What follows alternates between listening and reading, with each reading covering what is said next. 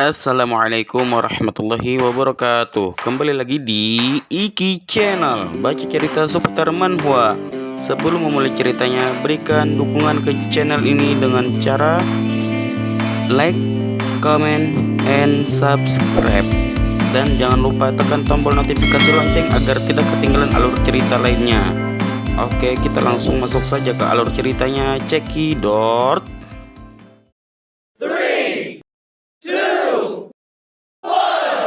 Johan sedang memikirkan sesuatu, tiba-tiba Johan mengucapkan, "Setelah," dan berpikir, apakah mereka akan menyerang tempat ini?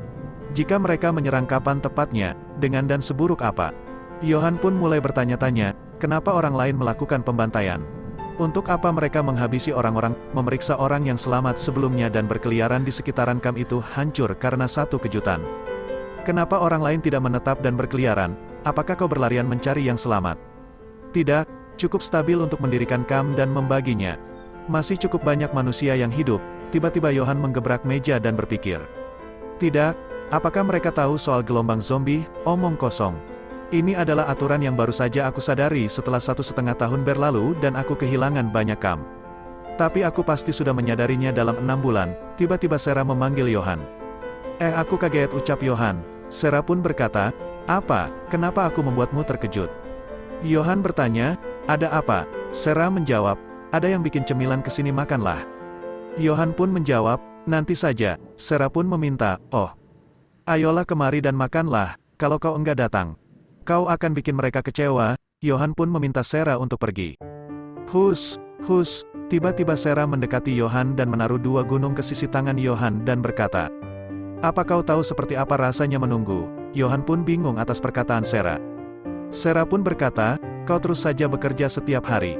Aku juga seorang yang serius bekerja, aku belum pernah melihatmu beristirahat. Johan bertanya, cemilannya itu apa? Sarah menjawab, kentang. Johan pun berkata, aku tidak suka cemilan kentang, rasanya hambar. Aku mau lanjut, maukah kau keluar? Sarah pun menggoda Johan.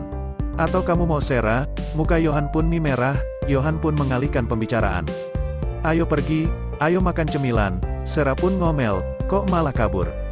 Johan berkata, kau ngomong apa? Katanya mau makan cemilan. Kalau tidak cepat nanti enggak dapat. Johan pun kabur dari Sarah. Sarah pun lega, akhirnya Johan mau makan. Terlihat Johan sedang makan cemilan di atas atap. Dan memperhatikan sekitar. Hari pun menjelang malam. Johan pun memantau sekitar menggunakan teropong, dan bergumam. Tiba hari ini, Scan beralih, dengan penduduk kamp yang sudah siap bertempur dengan memegang senjata. Scan beralih lagi, dengan tim yang lain, perangkap di jalan yang sudah mereka pasang di jalanan. Tim yang di parkiran, Johan pun menghubungi Sarah. Sarah, ini Johan. Ya Johan, ucap Sarah. Johan bertanya, ada pergerakan? Sarah menjawab, aku tidak bisa melihat apapun. Scan beralih ke tim Johan. Johan pun berkata kepada Huan dan Hajin, musuh yang menerobos pasar tidak akan bisa menghindari peluru yang menghujani saat dia memasuki pintu. Jika musuh mundur, kita akan memblokir jalan keluar mereka. Jangan sisakan satupun dari mereka semua. Huan dan Hajin menganggukkan kepala. Johan berpikir, urutannya adalah mereka menyerang kamp rumah sakit lebih dulu. Scan pun beralih sebelum mereka di posisi siaga dan Johan menjelaskan strategi operasinya. Kalian berjaga di pintu keluar darurat, tetapi mereka akan berusaha menghancurkan pintu keluar darurat di lantai pertama. Buka pintu ini dan langsung larilah ke unit perawatan intensif di lantai 3 rumah sakit. Masih ada banyak zombie yang belum ditangani. Ada banyak sekali jumlah zombie yang tersisa untuk dibersihkan sekaligus setelah kamp dinormalisasi. Mereka akan menjadi penghalang yang menguntungkan untuk mengulur waktu mereka saat menyerang kamp. Sementara itu, kami memukul balik mereka. Penghalang zombie hanya membutuhkan waktu 10 menit saja. Untuk mendesak mereka, bagaimana jika mereka menggunakan strategi perang aksi atau Sungdong Gyeongseo? Maksudnya itu pengalihan perhatian, wah, ucap Johan. Sembari bergumam, kepalaku jadi rumit. Lalu ada yang menghubungi Johan. Johan, kamp rumah sakit, mereka muncul di sana. Johan bergumam. Akhirnya mereka muncul juga. Johan bertanya, berapa banyak orangnya? Sepertinya banyak, tapi aku tidak yakin, ucapnya. Johan pun berkata, baiklah, ikuti sesuai rencana. Johan, Hajin, Huan pun berlari ke arah rumah sakit. Dan berkata, maju serang. Moshi Mosh Orewa Kimde Johan Kaizoku O ni Naru Otokoda. Haha, bercanda, maaf ya, pinjam sebentar. Johan berkata. Sekarang setelah mereka muncul, kalian harus lebih waspada dari biasanya. Terdengar suara teriakan, "Ah, awas, ah, ah," Johan bergumam. Ini berjalan dengan mulus, preman yang menyerangkan pun terjebak di antara zombie. Lalu Johan pun menembak preman itu pun terkejut dan berkata, "Apaan siapa yang di luar sana?" Salah satu preman berkata. Serangan kejutan, Johan pun mulai menembaki preman itu. Johan memberikan instruksi, habisi mereka jangan sampai lolos sembari mereka menembaki preman itu. Para preman itu berteriak hingga menyisakan segerombolan zombie. Johan pun bergumam, "Aku tidak mendengar ada suara orang lagi." Dan berkata, zombie lolos dari tembakan dan memasuki rumah sakit. Huan dan Hajin pun menganggukkan kepala, tiba-tiba zombie keluar dari pintu rumah sakit. Johan pun mendendang zombie itu hingga terpental, lalu Johan pun menutup pintu itu dan mengisolasinya menggunakan tali. Huan berkata, "Hiung pintunya sudah ditutup." Johan bergumam bagaimanapun dia memang ahli menutup. Johan pun memberikan pengumuman melalui HT, "Ini Johan. Kami sudah membersihkan bagian depan rumah sakit, bagaimana apa di sana baik-baik saja?" Mereka menjawab, "Tidak, para penyintas bahkan tidak membuka pintu di sini." Johan pun mulai bergumam, Apa mereka gila, bahkan termasuk yang meninggal di luar hanya ada 15 orang. Jumlahnya kurang lalu ini adalah, Songdong Geokseo. Pengalihan perhatian, lalu Johan menghubungi Kam Mark. "Apa status kalian?" Mereka menjawab negatif, "Tunggu ada tembakan di atap." Johan bergumam ada Sera dan Dong Seok di atap, Johan menghubungi unit di atas atap.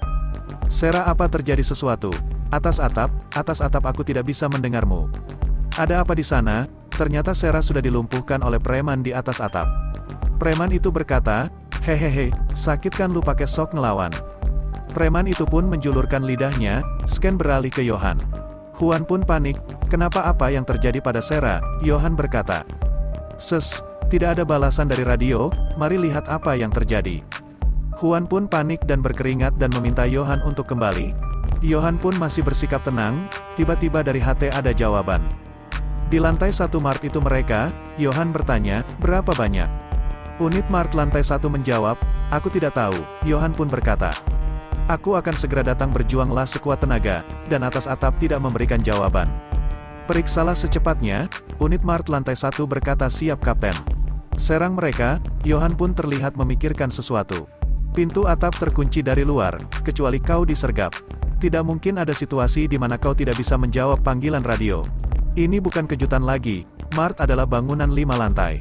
Kecuali jika itu jatuh dari langit, apa mereka memanjat dari dinding luar?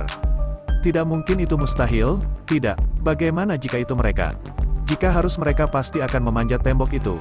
Lalu Johan pun berkata, "Ayo pergi ke Mart." Mereka pun mulai menuju ke Mart.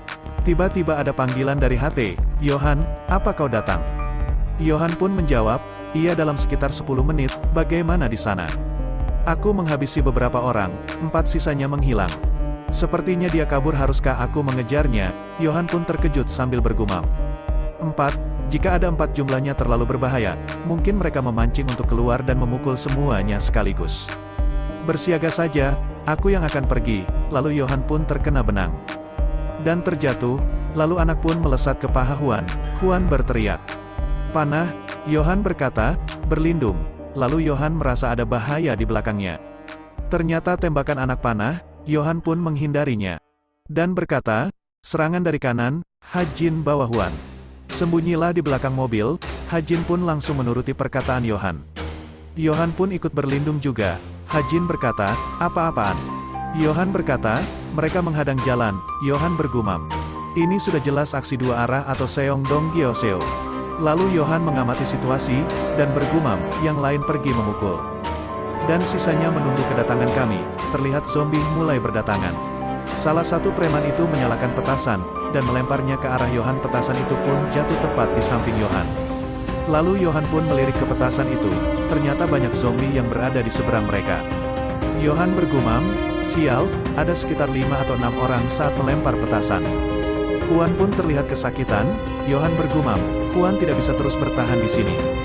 Bagaimanapun kami harus membawa dia ke ruang medis secepatnya." Melepas panah itu dan mengobati lukanya, tiba-tiba ada zombie yang mengarah ke mereka. Johan pun menembak zombie itu. Johan bergumam lagi.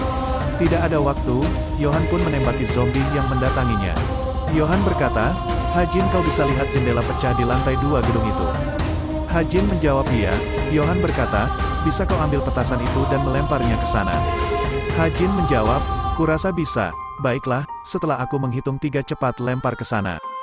Dan segera bawa Huan ke kamp. Hajin bertanya, lalu kau? Yohan menghiraukan perkataan Hajin, maju, 1, 2, Yohan pun berdiri dan lari. 3, scan pun beralih ke 20 menit yang lalu, di kamar. Dong Seok, Sera menjaga di atap, Dong Seok pun terlihat gugup. Dong Seok berkata, kurasa aku tidak perlu takut mati kan saat bergabung dengan kamu yang aman. Lalu Sera pun menjawab, bagus mengatakan itu tapi jangan mengalihkan pandangan dari jalan aku sedang mengawasinya sekarang. Bukankah ini menakutkan Nona Sera? Sera pun merasa jengkel. Tuan, lakukanlah pekerjaanmu dengan benar, apa kau tidak memahami situasi sekarang? Dong Seok berkata, itu karena aku gugup, jika aku tahu situasinya seperti ini. Bukankah lebih baik untuk kabur? Sera berkata, jika begitu kau pasti sudah mati oleh mereka dan terbaring di tanah yang dingin. Apakah begitu? Lalu terlihat preman di belakang mereka. Preman itu berkata cepat, lalu Sera berkata, Tuan, apa kau barusan mendengar sesuatu? Kau bilang apa? Itu tadi ucap Sera. Mereka pun menyalakan senter dan mencari sumber suara itu. Dong Seok memeriksa dan berkata, tidak ada apa-apa. Dong Seok pun terkejut melihat pintu atap terbuka. 2 preman itu mendekati Dong Seok dan bersiap memukul menggunakan tongkat besi. Tang! Bunyinya pun sampai terdengar ke Sera.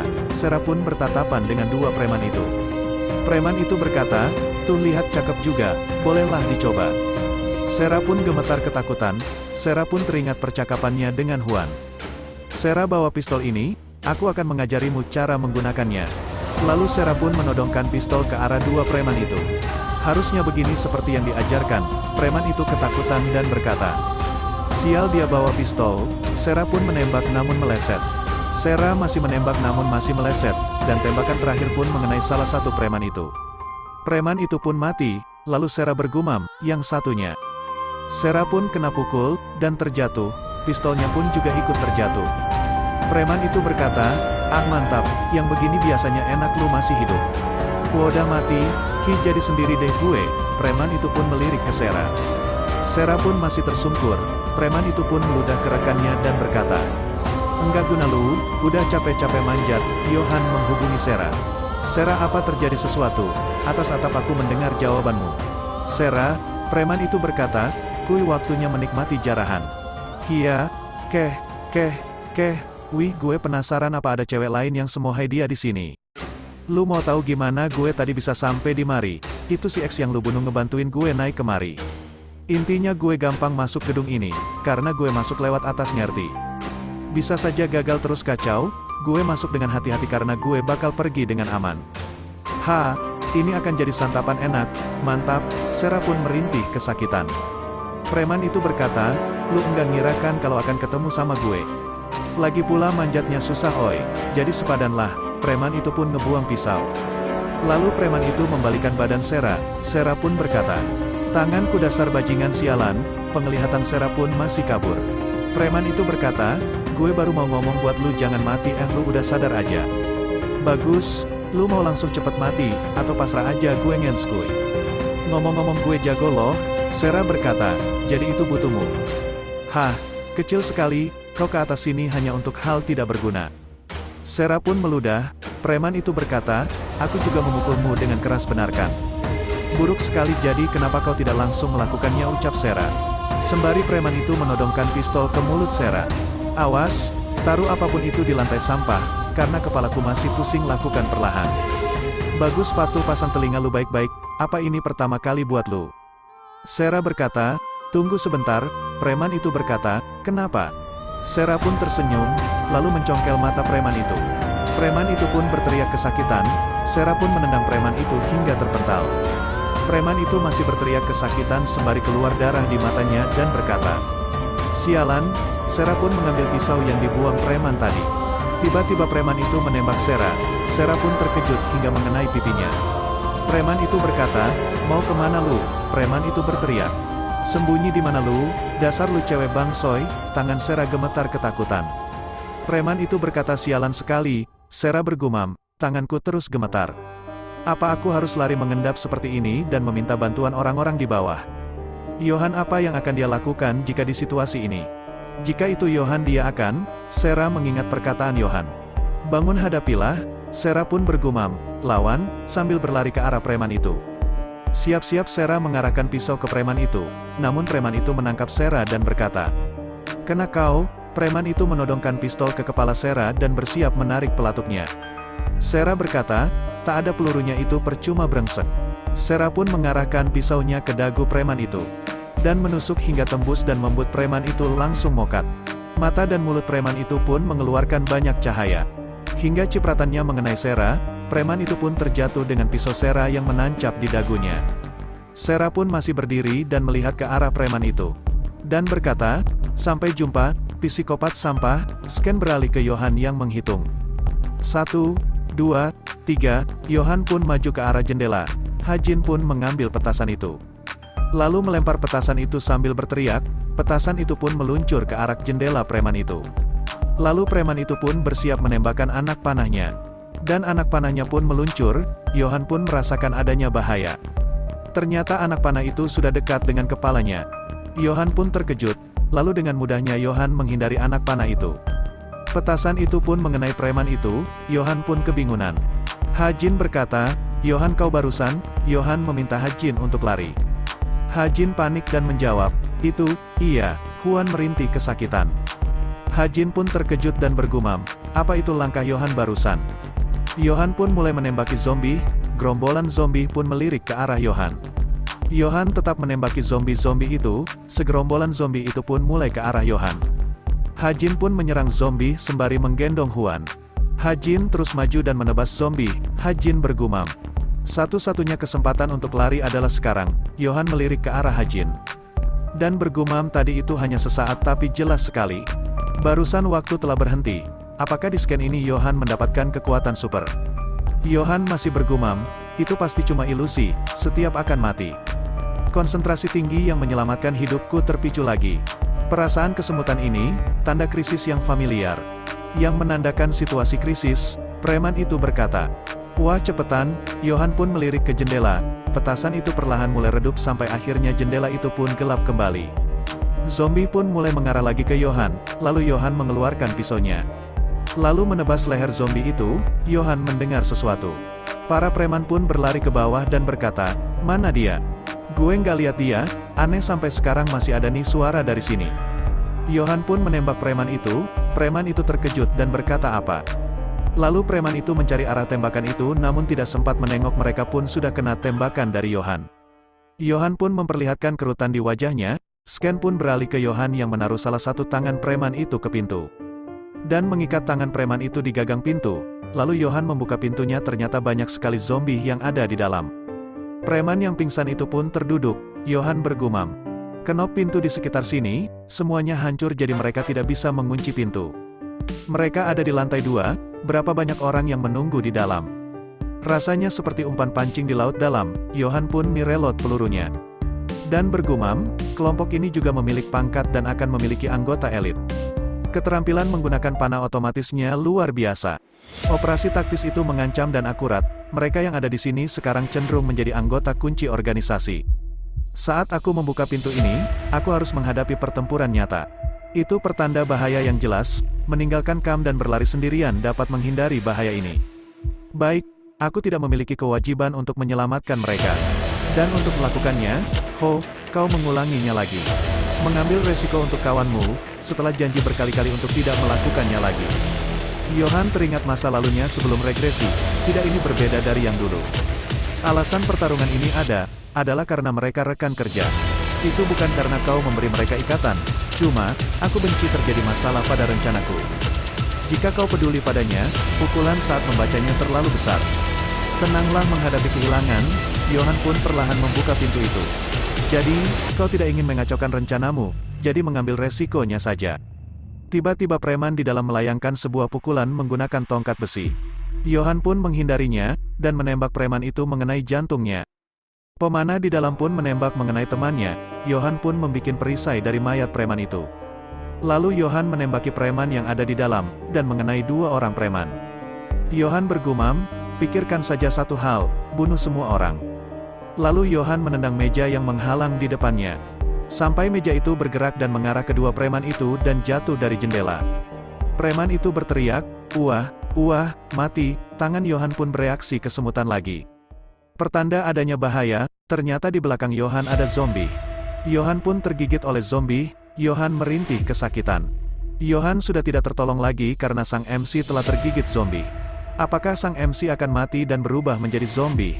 Intinya di manhwa ini berbeda dengan manhwa yang kebanyakan bisa menjadi mutan dan punya kekuatan seperti Goku, Naruto, ataupun manhwa yang memiliki kekuatan super yang dahsyat.